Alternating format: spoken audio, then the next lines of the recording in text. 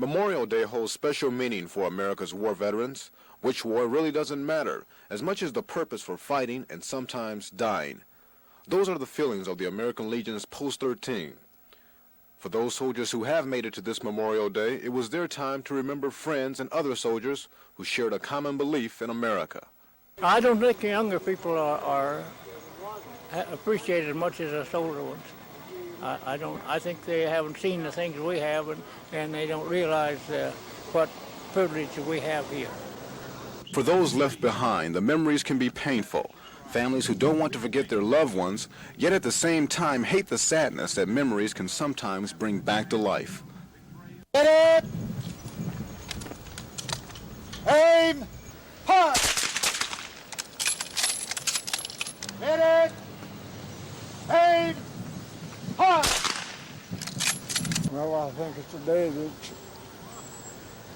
we should honor.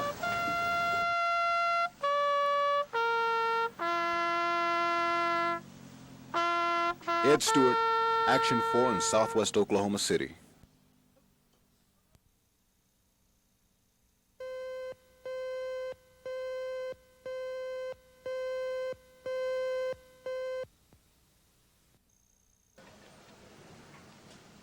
About 2 blocks north of the bank, the suspect opened fire on the officers. One officer, Pam Moore, was injured slightly.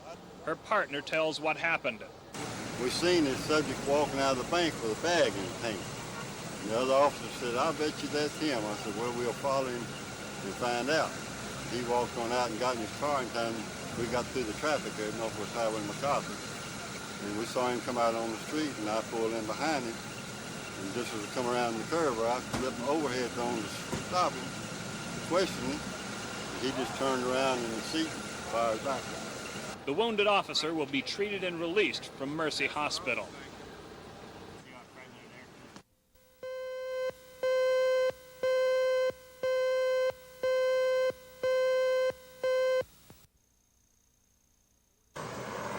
Authorities are still searching for the gunman who robbed the Wilshire Bank Tuesday afternoon. He got away with an undisclosed amount of money. The man shot at this Warwickers police car while escaping. One officer was wounded, but she suffered only a slight injury to a finger.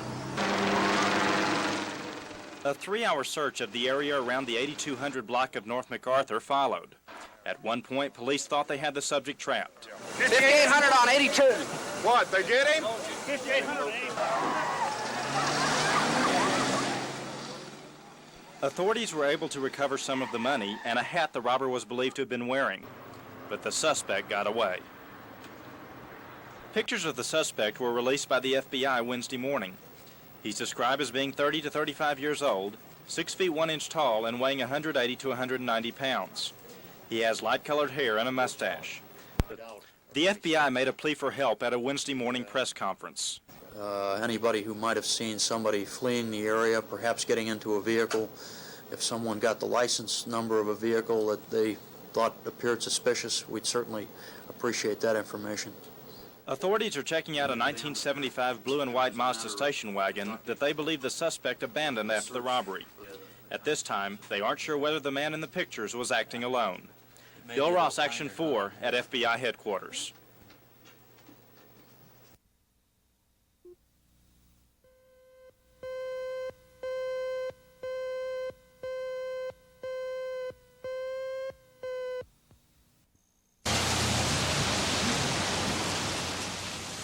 You'd think this rainy, muggy day would be the perfect time for an unemployed teenager to look for a job.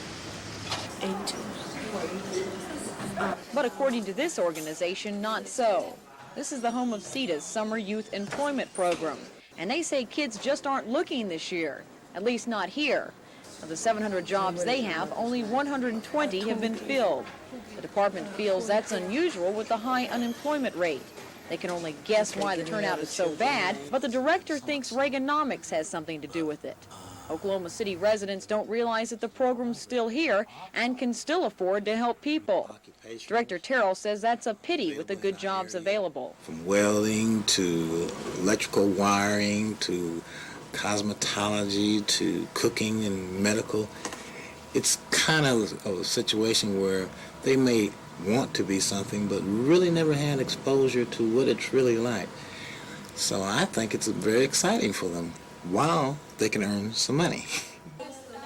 If the jobs sound good to you and you are eligible for CETA programming, contact the Human Resources Department at 315 North Hudson in Oklahoma City or call 231-2316. Sherry Sellers, Action 4 at the Human Resources Department.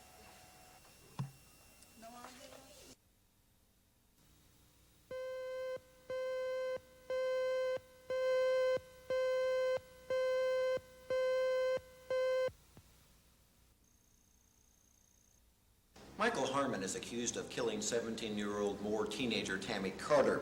The Moore teenager was abducted from the cleaners where she worked about 3 months ago. Her bludgeoned body was found in a Cleveland County creek the next afternoon.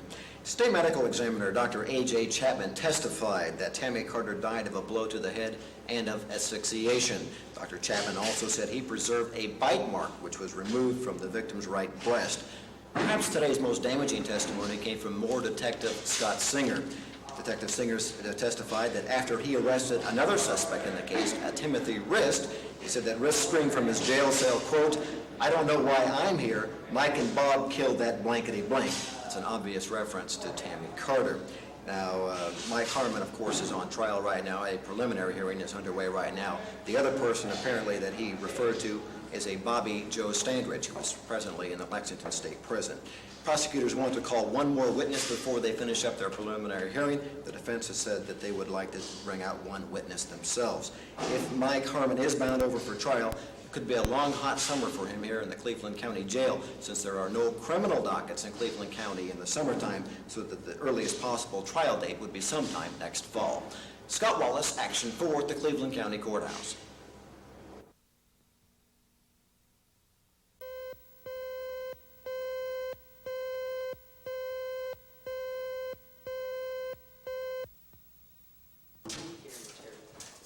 Mike Harmon is charged with murdering Tammy Carter March 6th. The teenager's bloody body was found in a Cleveland County creek the next day.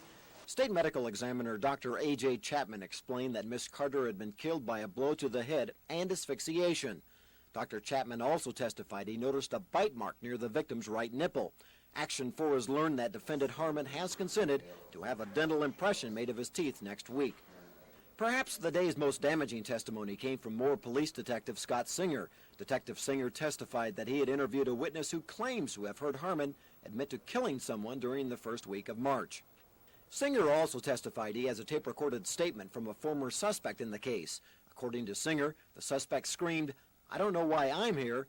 Mike and Bob killed that blankety blank." That statement apparently referred to Harmon and Bobby Joe Standridge. More police have identified Standridge as another possible suspect in the case.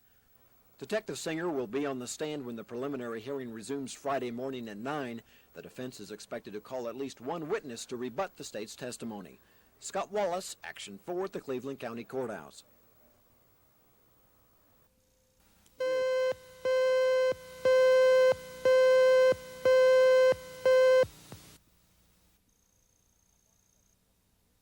On March 2nd, Governor George Nye signed a bill allowing a new cancer treatment, immunoaugmentative therapy, or IAT, to come to Oklahoma. This is Lawrence Burton, the man who developed IAT. He has both strong supporters and strong critics. His supporters in Oklahoma have made our state the first to allow IAT treatment in the United States. On April 29th, the State Board of Health approved new rules requiring licensing of IAT manufacturers and monitoring of IAT patients. Dr. Charles Cameron of the State Health Department went to Burton's laboratory in the Bahamas in mid-May. He said Burton draws blood from his patients, then tests the blood and runs the results through a computer. From the numbers on the printout, Burton decides what doses of his treatment to inject into his patients. And typically a patient would get anywhere from 1 to 6 injections. They were pre-labeled, and it would say take this shot at 1 o'clock, and then this one would be 2 o'clock and 3 o'clock. And the patients all came back and lined up outside at 10 o'clock in the morning and got these little plastic packages with their injections in it. Coleman said he hasn't had a chance to completely analyze what's in the shots. He just knows it's a blood component. The component comes from a pool of blood donated by relatives and friends of Burton's patients. Dr. Cameron emphasized that it's not the department's job to determine whether Burton has found a cure for cancer. The department simply wants to make sure that whatever it is Burton injects into his patients isn't harmful. Bill Ross, Action 4 at the State Health Department.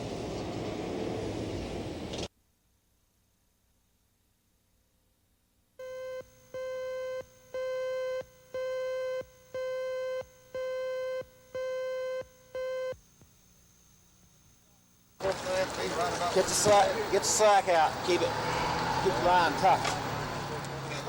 The search got off to a slow start. A lone diver was sent down several times, but soon had to come back out. He needed more weight to reach the lake bottom. More divers were brought in. They worked the area for over an hour, feeling their way through the murky waters, but with no luck. In places, the lake drops off to almost 25 feet, so a boat was brought in and dragging began. The vessel went back and forth, combing the area, most of the time actually dragging on the lake floor, but they could find nothing.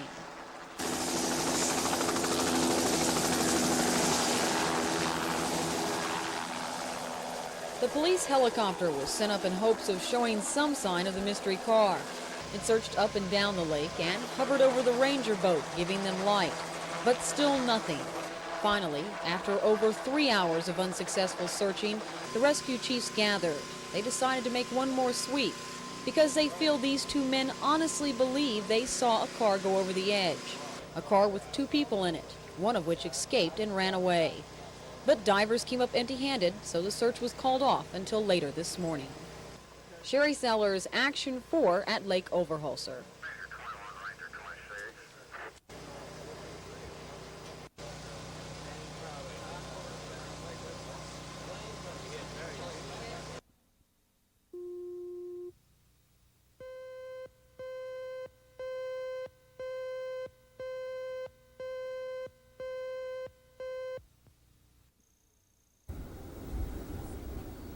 Sewage rates are going to go up, and it's just a fact of life according to city officials. Right now, the users of the system are paying 70 cents for every 1,000 gallons of treated sewage. Officials say $1.10 per 1,000 gallons of sewage is a better rate because it only charges users what it really costs to operate the sewage system. We can sit down. The city council says it regrets there must be an increase, but a rate hike was bound to come sooner or later. And if Oklahoma City residents want good service, they'll just have to pay for it at a fair price. This is a capitalistic system. You pay for what you get. There are no free lunches. Now that is a real reality. Garbage collection was another hot item of discussion. Here again, it was recommended there be an increase for collections. For curbside service, the charge for each pickup would go from 52 cents to 64 cents. Overall, the city is happy with its proposals, and next week citizens will have their chance to speak on the suggested increases before the council takes final action. Ed Stewart, Action 4.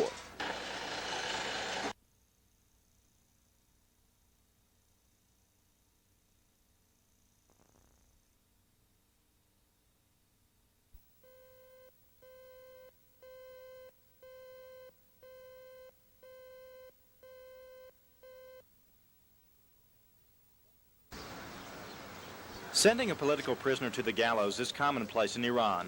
At least that's what the Muslim Student Society at the University of Oklahoma says. At a Norman rally, they simulated the Apollo, an electrocution device designed to burst the victim's eardrums by the amplification of his screams. And society members say the execution of pregnant women and small girls is another part of life in Iran. They say mercy has become an unheard-of quality in their home country. Lashing is now the minimum punishment inflicted. So we're trying to depict and portray the conditions under which the political prisoners in Iran are going through under Khomeini's rule, and at the same time ask American participation in condemning Khomeini by sending specific letters we've composed to the United Nations. But not everyone was happy about the demonstration. It's a free country, and we let everybody do what they want to do in our country, and yet in all the foreign countries in the world, they stand around and they say all bad things about us. But let them go out in a wheat field and have their demonstration, not down here where all the rest of us have to see this. It's hypocrisy. Lots of people have problems, and even in the United States, everywhere, and we know it, and we're sympathetic, but we shouldn't have to be subject to it. Do you think? But both demonstrators and spectators did think alike on one subject. They hate the Ayatollah Khomeini and what he's done in Iran. Bill Ross, Action 4 in Norman.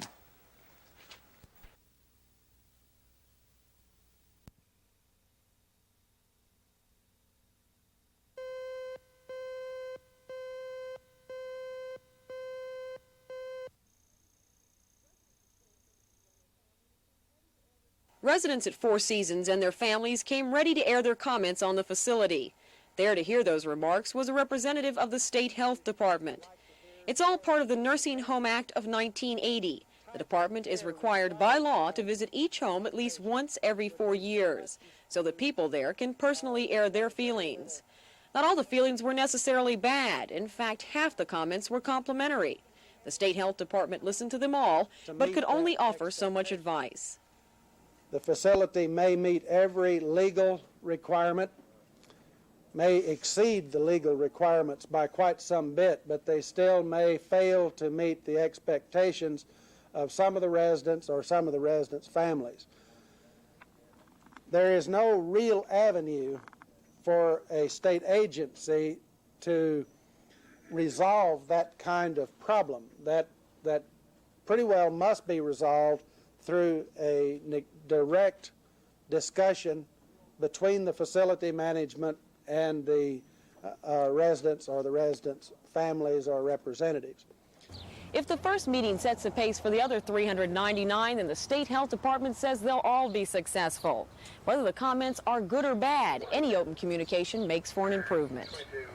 Sherry Sellers, Action 4 at the Four Seasons Nursing Center.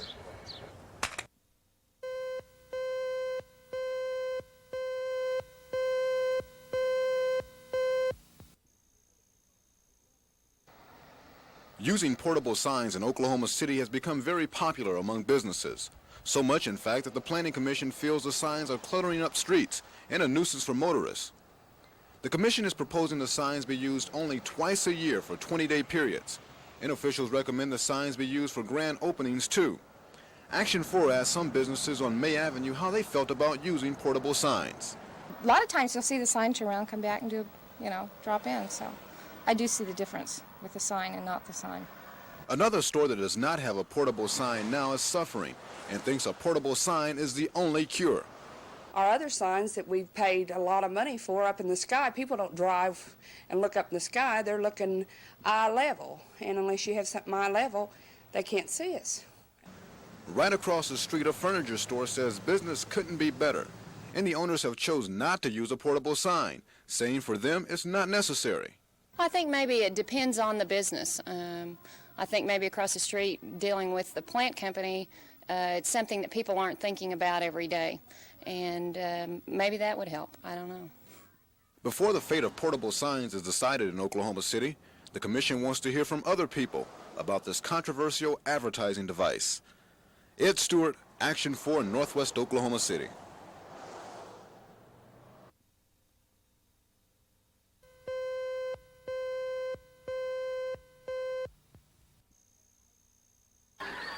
Pre-appearances on our show tonight, Elvis Presley. You ready?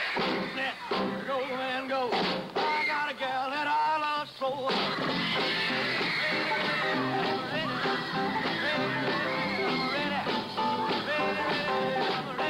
Ready to rock and roll.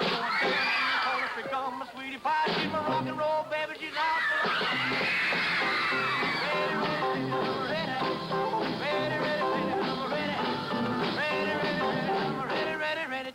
Rock and roll, not a hot step, not a dungaree dodge. I headed to the gym, to the sock hop ball. The jumping, the cats are going wild. Them really send my day to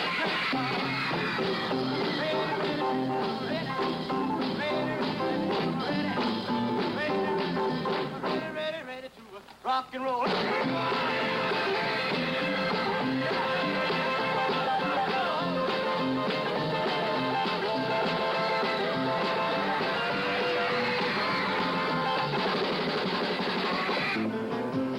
I gotta go now.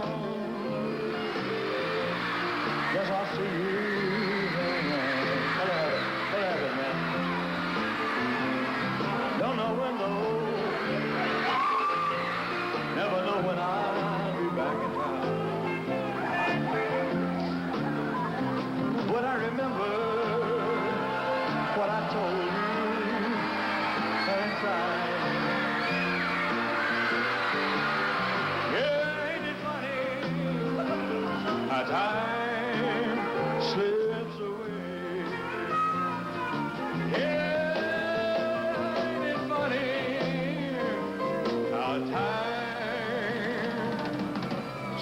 right on.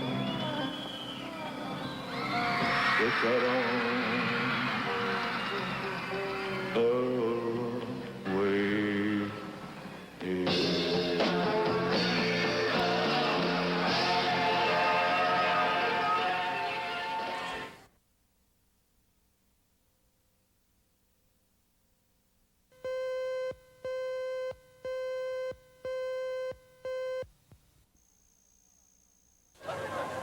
A man armed with a sawed-off shotgun went on a shooting spree in a downtown Detroit law office, killing one, wounding 5 others, then set the building on fire, injuring another 31. Police say the man, identified as Robert Harrington, entered the office of lawyer Edward Bell, demanding an overdue insurance check. Told him he wasn't there. He'd have to come back, and he said, I'm not coming back. The man then pulled out the shotgun and began firing. Bell and 4 others in his office were shot, including his secretary, who died of her wounds, and his law partner, who's in critical condition. The assailant then went next door and set off a firebomb. The building was quickly engulfed in thick black smoke. People scrambled and attempted to flee from the burning building, the dense smoke, and the random shooting.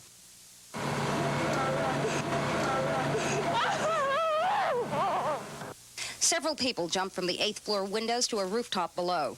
2 are in critical condition from their injuries. When the siege was finally over, at least 3 dozen people had been injured. Norma Quarles, NBC News.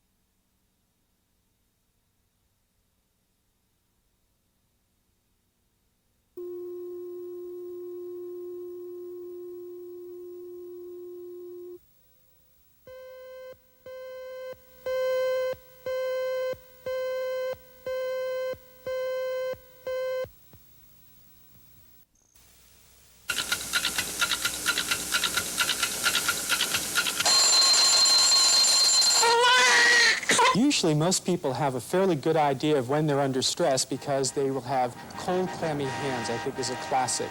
A dry throat is another common situation. Muscles being clenched, a slight increase in heart rate. All of these are indications that we are under excessive stress. During the time of primitive man, the fight or flight was the only way of dealing with a stressful situation. But today, as man has evolved and society has become more complex, that way has also become inappropriate. Today, we no longer encounter a wild beast in our environment, but our bodies still respond as if we do. Biologically, when we're under stress, the same reaction takes place. There's a center in the brain which controls our stress reaction. It controls it in 2 ways. One is electrically and the other is chemically. The electrical signal goes from the brain down the spinal column, by and large controls the action of our muscles. The second system is one that releases chemicals into the body, into the endocrine glands. The most common endocrine gland secretion is adrenaline.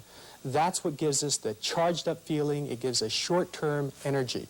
This changes our heart rate. It changes our respiration. Every organ of the body is affected when we are under a stressful situation. Noise, crowding, traffic, time are all stresses we're faced with daily, and major life changes such as a move, death, divorce, or retirement can also produce stress. Work plays a very critical part in our lives. We identify with it. It gives our lives meaning. We've devoted the most hours of our entire adult life to work, and suddenly that's taken away. We no longer have that meaning, no longer that definition of self. And also we have to make a major life transition and adaptation. Other early signs are an intense feeling of time pressures, inability to sleep, becoming irritable, impatient, change of appetite, and overall inability to cope, which brings about illnesses in many instances. Oklahoma City physician Dr. Walter Boland. I think all illnesses are psychosomatic. The body connects to the mind. I have yet to see a patient come in without a head on them with a brain in. The day I do, I'm going through the wall in one gigantic step. Anytime you have an ulcer and it's uncomfortable, it affects the way your mind feels. And the way you feel comes from your mind, which we assume is all in the brain. Therefore, which came first, though? The mind then becomes tense, anxious. The acid flows more fully, and 99 times out of 100, you ask somebody, what kind of unusual stress are you under? What are you worrying about? They can tell you right offhand. They've been burdened with too many loads, or they haven't changed their ability, or do not have the ability, maybe do not know how to respond to that stress in a more overcoming, fruitful, spiceful of life manner.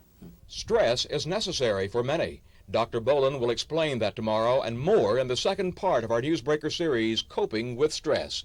Jerry Adams, Action 4.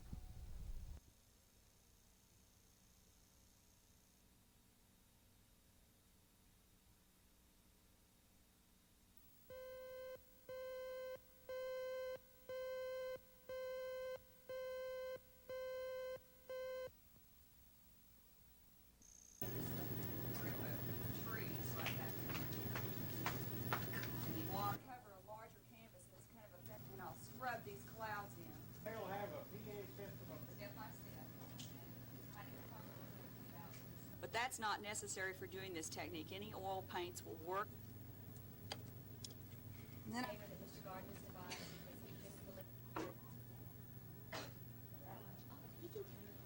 Say that in this age of microwave cooking and ways to utilize our time to the best advantage, if the end result is you have a beautiful painting, what difference does it make how long it took to do it?